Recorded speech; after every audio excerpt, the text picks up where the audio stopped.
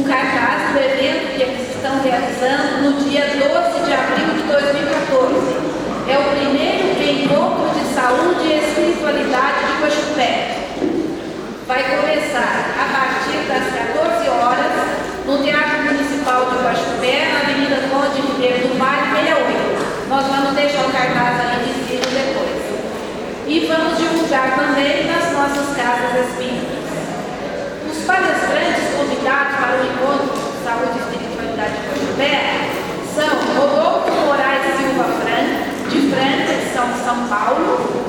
Vai falar sobre o tema dor, sofrimento e espiritualidade, no horário das 14h15 às 15h30. Depois, Dr. Amir Mahalen Filho, da cidade de Alterosa. O tema é o Médico Jesus. Vai falar das 15h45 às 17h. Tem o intervalo das 17h às 17h30. E depois tem uma outra palestra com a doutora Deusa de São Paulo. Vai falar sobre saúde, uma questão espiritual, das 17h30 às 19h. Repetindo a data, para vocês já se agendarem, para nós todos, né? Vai ser no dia 14 de abril, num sábado, em Guaxupé. Hoje nós estamos recebendo o Dr. Arlindo de Cerqueira Filho, e ele vai nos fazer um seminário que tem 2 horas hoje e 3 horas amanhã.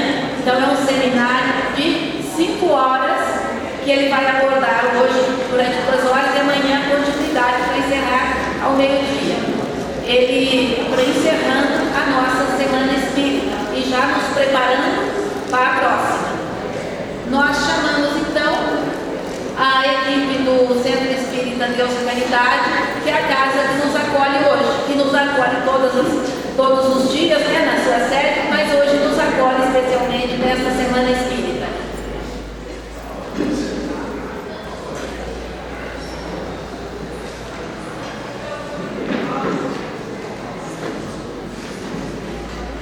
Boa noite a todos. Então, primeiramente, vamos fazer a prece inicial, né? Convido a todos, nesta noite, de muita alegria para todos nós, levarmos em pensamento, serenando os corações, as mentes, e nesse momento de grande alegria para todos nós, irmos de encontro ao nosso Mestre Jesus, primeiramente para dizer: obrigado, Senhor, por mais esta oportunidade que nos concede nesta noite, neste ambiente que nos acolhe. Obrigado, Senhor, por permitir que, unidos num só pensamento, na busca dos seus ensinamentos, através da doutrina espírita, pedimos que também, Senhor, permita que seus mensageiros estejam aqui conosco, que nos assistam, que nos amparem, que nos fortaleçam hoje e sempre. Que todos nós possamos estar receptivos aos ensinamentos, à palestra desta noite, para que ao sairmos daqui possamos estarmos realmente mais envolvidos nessa busca, nessa conquista espiritual. Vamos nos manter essa afinidade de pensamento, trazendo ou atraindo ou criando um campo vibratório positivo para todo o ambiente, consequentemente para todos nós, e que possamos manter esse ambiente de paz, de harmonia, de alegria, envolvendo-nos a todos, principalmente o nosso irmão palestrante desta noite. Que o Divino Mestre continue nos abençoando, nos fortalecendo, agora e sempre. Que assim seja.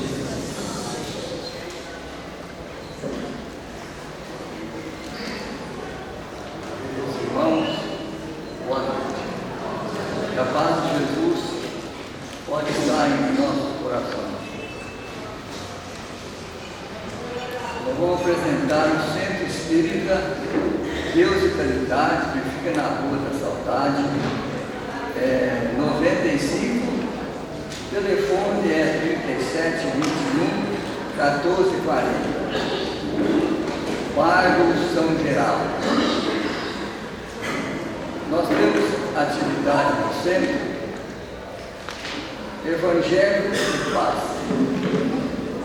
domingo às 17 horas, terça-feira às 20 horas, quarta-feira às 14 horas.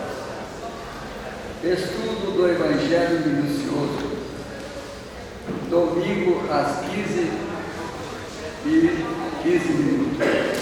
às 18 e 15 minutos. Estudo sistematizado da doutrina espírita. Quarta-feira, tomo 19h45. Tomo único 19h45. E aos sábados, evangelização infantil às 17 horas. O grupo de estudo, livro A Gênese, às 17 horas. Reuniões municipais privativas, que são as sessões mediúnicas. Terça-feira, às 14 horas. Terça-feira, às 21h15. Quarta-feira, 19h30. Quinta-feira, às 19h30. E temos também uma atividade no nosso albergue. Nós atendemos umas 20 pessoas todos os dias. Funciona das 0 horas até às 24 horas. E nós damos o café na manhã, o almoço e à tarde um lanche e depois o jantar. Quem quiser nos prestar um auxílio, nos visitando, albergue noturno fica na Rua da Saudade. E nós sentimos a necessidade da visita dos espíritas. Os espíritas precisam, de vez em quando, conhecer as suas obras, que são nossas, né? Nossas obras. Que Jesus nos abençoe, nos ampare e agradeço a atenção de todos.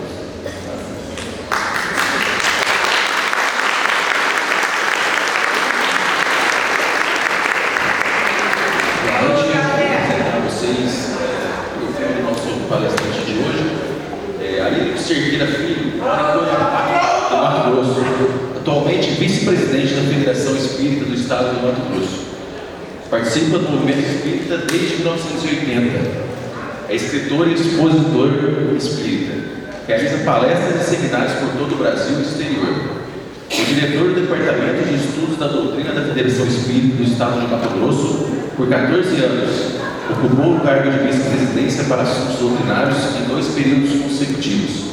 Profissionalmente é médico, biólogo com ênfase em ecologia, pós-graduado em medicina homeopática, psiquiatria, psicologia e psicoterapia transpessoal.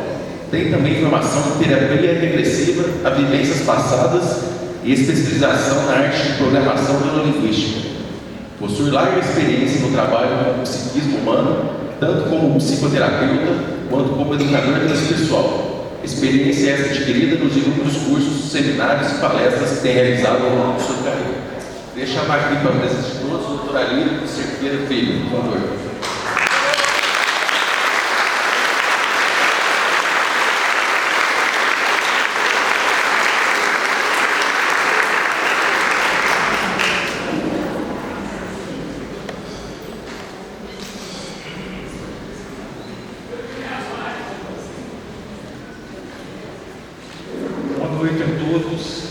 Que a paz de Jesus esteja com todos nós. Na noite de hoje e amanhã pela manhã, nós trabalharemos um tema sugerido pela Aliança Municipal Espírita de Poços de Caldas, os trabalhadores de última hora. Como que nós, trabalhadores espíritas, nos inserimos numa proposta iluminativa de Jesus por meio do Consolador, A doutrina espírita é um consolador prometido por Jesus. E é fundamental que nós, espíritas cristãos, estejamos bastante compenetrados desse compromisso que assumimos perante a nossa própria consciência. No tema dos trabalhadores da última hora, o significado de servir ao Consolador.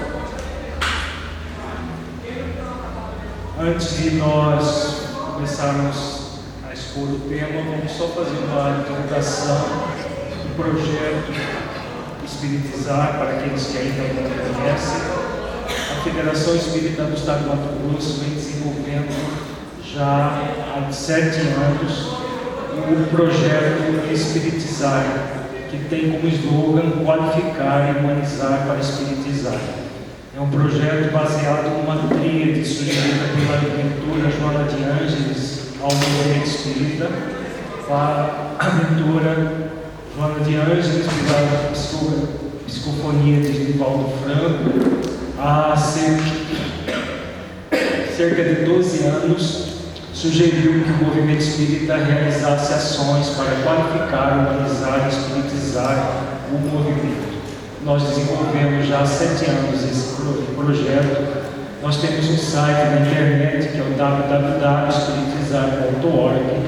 Nesse site vocês encontram vários seminários, palestras, cursos, dos mais variados assuntos, tanto em slide quanto em DVD para assistir.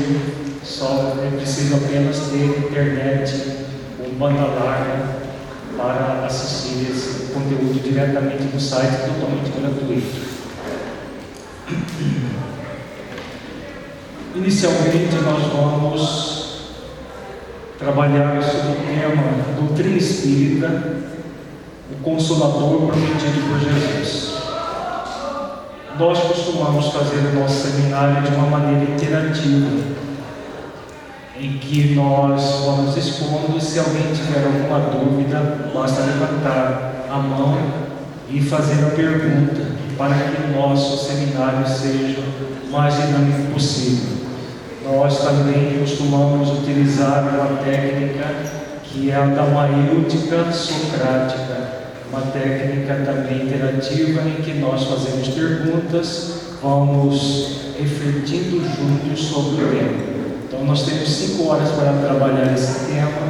Quanto mais nós trabalharmos de forma reflexiva, mais vai ser compreensível para todos nós.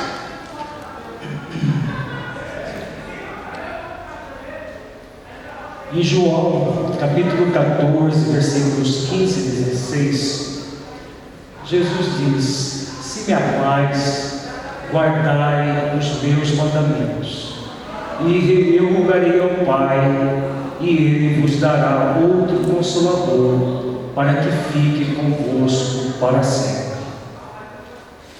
Em João 14, 26, ele diz: mas aquele Consolador, o Espírito Santo, que o Pai enviará em meu nome, ele vos ensinará todas as coisas e vos fará lembrar de tudo quanto vos tenho dito.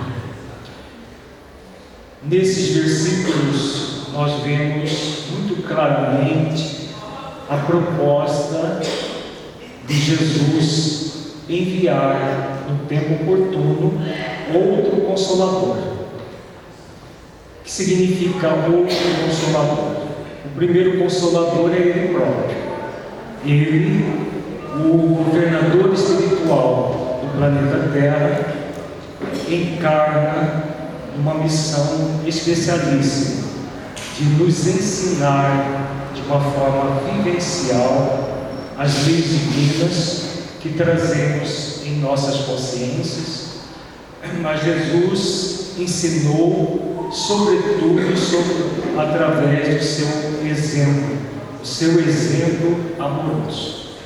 Mas já prevendo que os seus ensinamentos seriam deturpados ao longo do tempo, Ele promete enviar no tempo oportuno o Consolador, não apenas para relembrar, como ele diz, tudo aquilo que ele tinha dito, mas também aprofundar alguns conteúdos, ensinar algumas questões que ele, por imaturidade da humanidade na época, não pôde dizer de uma forma mais aberta. Então, ele promete que enviaria o Consolador e, como ele diz também, esse Consolador ficaria conosco para sempre.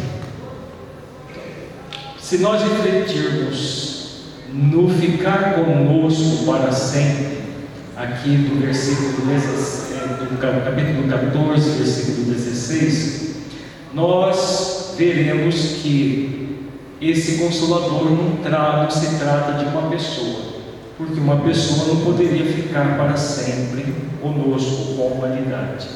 Somente uma doutrina poderia ficar para sempre com a humanidade.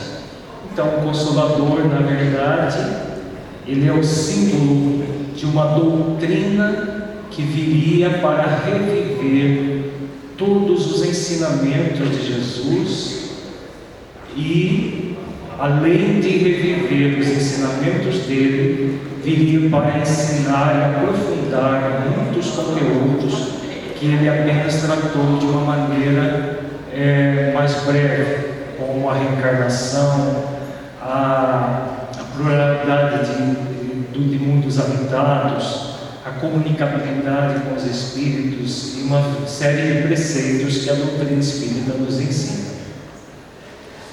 Antevendo que os seus ensinamentos seriam esquecidos, deturpados, Jesus nos promete enviar o Consolador para ficar conosco para sempre, reviver o que ele tinha dito e nos ensinar aquilo que ele não podia ter dito devido à imaturidade da humanidade na época. Quando o Livro dos Espíritos é publicado em 1857, marco inaugural do advento da doutrina espírita, o Consolador chega para ficar para sempre conosco, pois está centrado nos espíritos que fazem parte da tríade que compõe o chamado Espírito Santo, liderados pelo Espírito de verdade, que é o próprio Cristo. Então, quando o Consolador vem, ele não vem personificado em um ser. Allan Kardec apenas foi o Espírito Superior que reencarnou com a missão de juntar todo o conteúdo ensinado pelos Espíritos Superiores e codificar a doutrina espírita.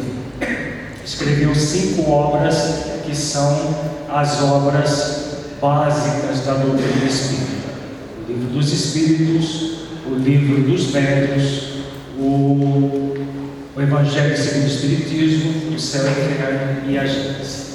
Essas 5 obras fazem toda a base, a estrutura do edifício chamado doutrina espírita.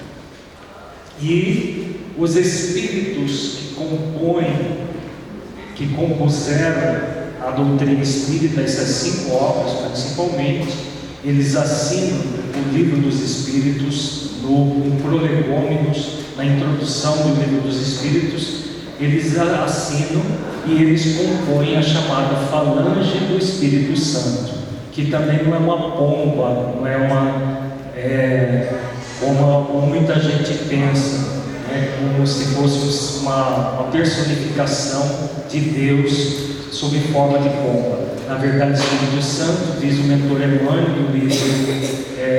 no livro Paulo Estevam, são os espíritos já superiores que auxiliam Jesus no governo do planeta Terra desde a sua formação. Então são espíritos já que evoluíram até a condição de uma superioridade maior, ainda não são espíritos puros, mas já estão prestes a se tornar puros e compõem a falange do Consolador ou falange do Espírito Santo. E todos eles são liderados pelo Espírito de Verdade, que é o próprio Cristo, conforme está em várias passagens das obras básicas, principalmente em Livro dos Métodos. Kardec assina uma mensagem nas dissertações espíritas. Ele coloca que essa mensagem foi assinada por Jesus, uma mensagem muito significativa que começa: venho como outrora entre os filhos desgarrados de Israel trazer-lhes a minha mensagem. Essa mesma mensagem é colocada no Evangelho segundo o Espiritismo, no capítulo 6, o Cristo Consolador, e Kardec coloca a mesma mensagem que no Livro dos Métodos é assinada por Jesus, no Evangelho é assinado Espírito de Verdade, mostrando que Espírito de Verdade e Jesus é a mesma pessoa. Então Jesus, usando o pseudônimo do Espírito de Verdade, veio novamente. A segunda vinda do Cristo, na verdade, é exatamente essa vinda em espírito, comandar toda a codificação da doutrina espírita, que foi toda trabalhada por Allan Kardec sob a supervisão direta do Espírito de Verdade e dessa pleiade de espíritos superiores. Diante da questão do Consolador prometido, como nós, espíritas, nos inserimos nessa questão? O Consolador, nós acabamos de ver, não é algo fortuito. A doutrina espírita não é uma religião a mais. Muitos espíritas ainda veem a doutrina espírita como se fosse uma religião a mais, que veio para estar junto com as outras e ser uma religião que estaria competindo com as demais. São as pessoas que ainda não refletiram profundamente o sentido da doutrina espírita. A doutrina espírita vem no tempo certo, século XIX, no início da chamada grande transição planetária, preparar a humanidade para uma nova etapa de evolução. Se nós formos em A Gênese de Allan Kardec, nós vamos ver um capítulo inteiro falando sobre o final dos tempos, sobre a transição planetária e sobre todos os acontecimentos que vêm ocorrendo já quase nos 200 anos passados, a partir da primeira metade do século XIX, e continuam esses acontecimentos que estão registrados lá em A Gênese de Allan Kardec. Nós fazemos um estudo desses acontecimentos no nosso livro Terra, o Mundo de Regeneração em Você. Então, a doutrina espírita, ela veio não para ser uma religião a mais, mas trazer uma nova proposta para a humanidade. Essa proposta é a da transformação moral da humanidade. Nós temos 2000 anos de ensinamentos do Cristo, mas são poucos aqueles que realmente são cristãos. Em termos de estatística, nós temos em torno de 4,5 bilhões de cristãos na face da Terra. 4,5 bilhões de pessoas que se dizem de alguma religião cristã. dentro das centenas de denominações evangélicas, da Igreja Católica, espíritas e as pessoas se denominam cristãs. Mas se nós refletirmos como está o planeta Terra hoje, a superficialidade, as pessoas simplesmente vivendo para ter prazer a qualquer custo, as pessoas frequentam os cultos das várias religiões cristãs, mas continuam tão materialistas quanto aqueles que se denominam ateus. Será que realmente nós temos 4 bilhões e meio de cristãos na Terra? Se tivéssemos, a Terra já seria um mundo de regeneração. Então nós temos 4 bilhões e meio de pessoas que falam que são cristãos. Talvez se tivermos meio bilhão de pessoas realmente cristãs, eu creio que nem isso nós temos, de verdadeiros cristãos. Então, como que a doutrina espírita se insere nisso? A doutrina espírita não veio para competir com as religiões, as demais religiões cristãs, com o catolicismo, com o evangelismo, protestantismo, nada disso.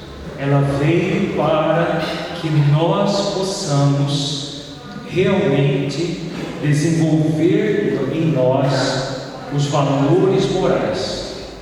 Nós vamos estudar agora uma parábola do Evangelho de Jesus, que é a chamada parábola dos trabalhadores da última hora.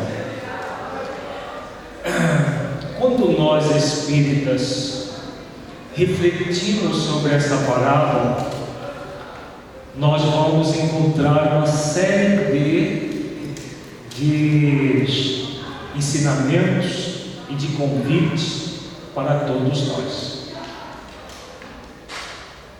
Nós agora há pouco falávamos que estamos vivendo a plena transição planetária.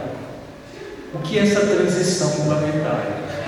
A transição planetária é um espaço de tempo em que a Terra está sendo preparada para se tornar mundo de regeneração.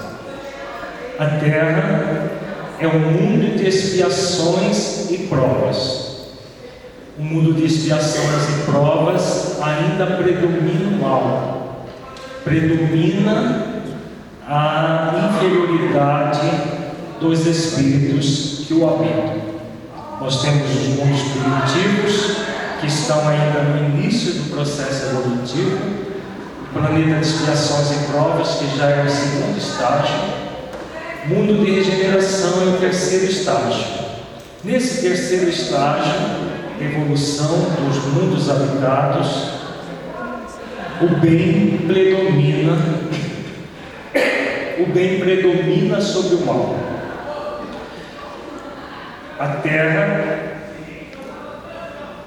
está sendo preparada para essa era da regeneração. Ainda não chegamos na era da regeneração, estamos na transição. A transição nunca é abrupta.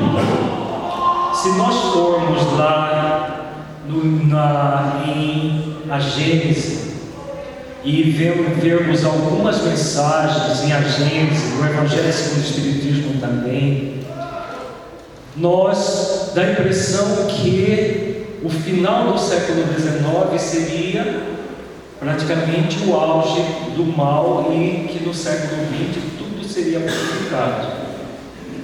Passou o século XX e nós não tivemos uma transformação da humanidade gerando o bem que se esperava. Porque na verdade a transição se dá em algumas décadas, ela se dá em séculos. Joana de Ângeles, ela diz que no terceiro milênio vai ser implantado o reino de Deus na terra. Mas para que isso ocorra, haverá 1000 anos para se realizar o mistério. Isso fala da mentora. Então, nós podemos dizer que no ano 3001, a Abraão Terra vai estar em franca regeneração, com toda certeza. Mas, por enquanto, nós estamos numa fase transitória. Claro que essa fase transitória não vai se prolongar indefinidamente. Existe um tempo para a transição. Esse tempo é determinado por Deus. E o que está acontecendo na Terra? Se nós formos na questão 1019 de O Livro dos Espíritos, a última questão do Livro dos Espíritos, nessa questão Kardec pergunta exatamente sobre a transição planetária. E os benfeitores respondem que, aliás, é São Luís que responde essa pergunta. Ela é uma resposta assinada das muitas que tem no Livro dos Espíritos, principalmente na última parte. Ele diz, entre outras coisas, que em breve a Terra iniciaria a sua fase de transição para mundo de regeneração, e que todos os espíritos que permanecessem refratários ao bem seriam exilados do planeta, seriam colocados num planeta próprio para o estado psíquico-emocional deles mesmos. O que significa isso? No mundo de regeneração impera o bem. Se nós formos na escala espírita, a partir da questão 100 de O Livro dos Espíritos, fala de uma escala que vai da primeira,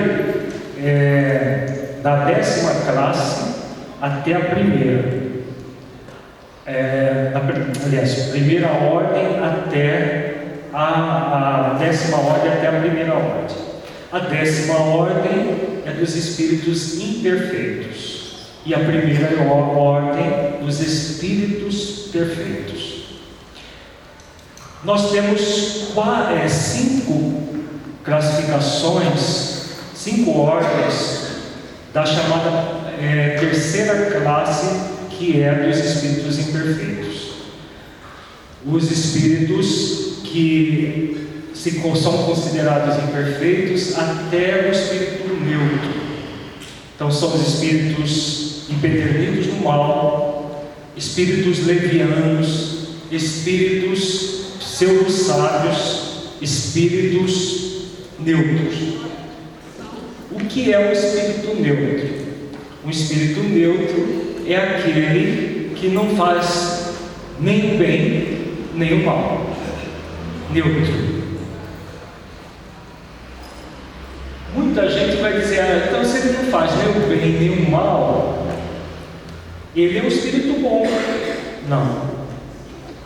O fato de não fazer o bem já é o mal. É o que diz a questão 642 do Livro dos Espíritos.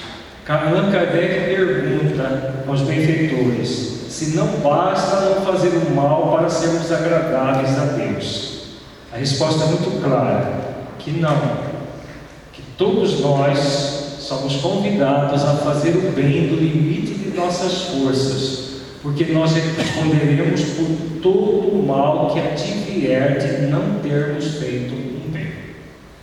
Então, quando o espírito é neutro, ele não faz o bem que deveria.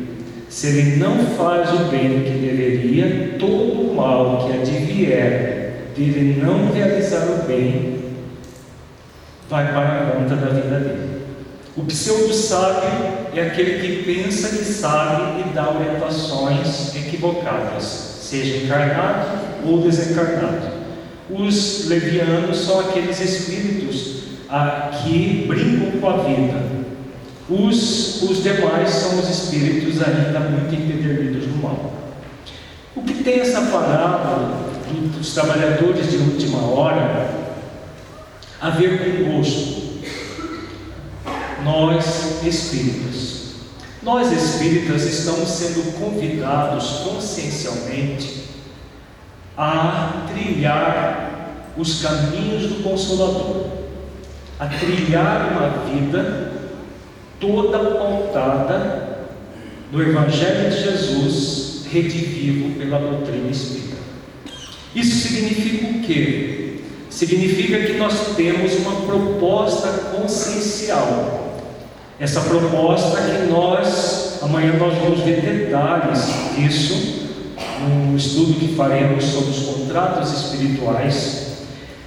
Nós trazemos um compromisso auto-iluminativo.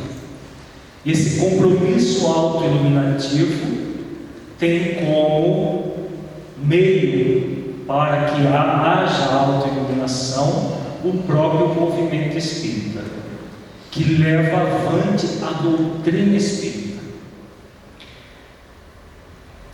Nós espíritas somos os convidados a sermos os trabalhadores da última hora. Então, nós somos convidados a sermos obreiros da última hora. Por quê? Porque nós já fomos convidados outras horas e, em vez de servir a causa do Cristo, nós nos servirmos da causa do Cristo. Nós, em outras religiões, utilizando do poder, realizamos muitos desmandos que ficou marcado em nossas consciências, e tudo isso nós fizemos em nome do Cristo, em nome de Deus e de Jesus. Hoje estamos novamente no corpo. Temos esse grande convite a trabalhar na hora que resta. O que significa isso? Significa que nós não teremos mais a misericórdia divina nos socorrendo? Não, não é nada disso. É a última hora para realizar o bem no limite das forças do planeta Terra. Porque nós vemos hoje muitos centros espíritas lotados. E na hora de buscarmos trabalhadores efetivos para atender a necessidade que é cada vez maior das criaturas, são poucos aqueles que trabalham. A maioria finge de morto, como se diz. Se a direção da casa busca colaboradores, as pessoas olham para o lado, olham para o teto, olham para baixo e fazem conta que não é com eles. E são convidados, e convidados, e convidados. Os centros estão cheios, mas trabalho que pega no pesado mesmo, no trabalho do dia a dia, normalmente é uma meia dúzia. Não sei aqui pode surgir cálculos, mas na nossa realidade lá em Mato Grosso é assim. Aqui pode ser que seja diferente, né? Um clima mais fresquinho, as pessoas podem ter mais ânimo de trabalhar. Mas normalmente, quando se fala em trabalho efetivo no bem, a maioria quer ser servido. São poucos aqueles que despertaram para servir. O grande objetivo desse seminário é nós refletirmos até quando nós vamos ficar só esperando ser servidos? Até quando nós vamos ficar, às vezes, 20, 30, 40 anos frequentando o centro, uma vez por semana, tomando o seu passe regular, acreditando que isso gera uma quitação com a religião?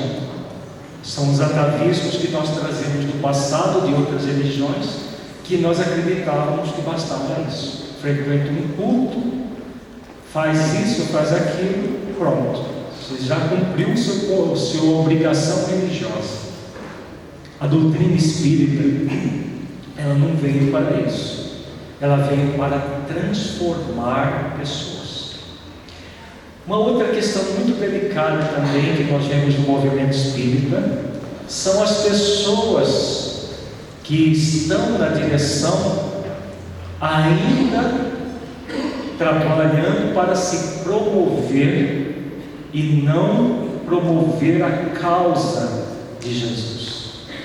O nosso grande compromisso é diminuir a nós mesmos para que Jesus triunfe na terra. Já fizemos muito no passado o movimento contrário. Nós queríamos triunfar em detrimento da proposta de Jesus e falimos redondamente. Sofremos muito e estamos de volta para fazer diferente. Então, nós temos ainda muito do movimento espírita, pessoas que não querem nada com nada, pessoas que querem alguma coisa, mas querem que a sua persona impere, triunfe, e não a proposta de Jesus. A proposta real, consciencial que trazemos é a proposta de que Jesus triunfe na terra e que nós sejamos servidores nessa seara. Uma outra questão que acontece também no movimento espírita é as pessoas estarem no trabalho, mas de uma forma morna, xoxa, sem graça, sem entusiasmo. A gente vê também, não estou dizendo que aqui é a realidade pós-sindical, mas a gente já viu muitos centros espíritas em que se o expositor não estiver em pé, ele dorme na própria palestra dele, porque são palestras xoxas, sem graça, sem entusiasmo. A pessoa chega lá, às vezes abre o livro ao caso, na hora, faz uma leitura xoxa, depois um comentário xoxo, porque não dá para fazer diferente,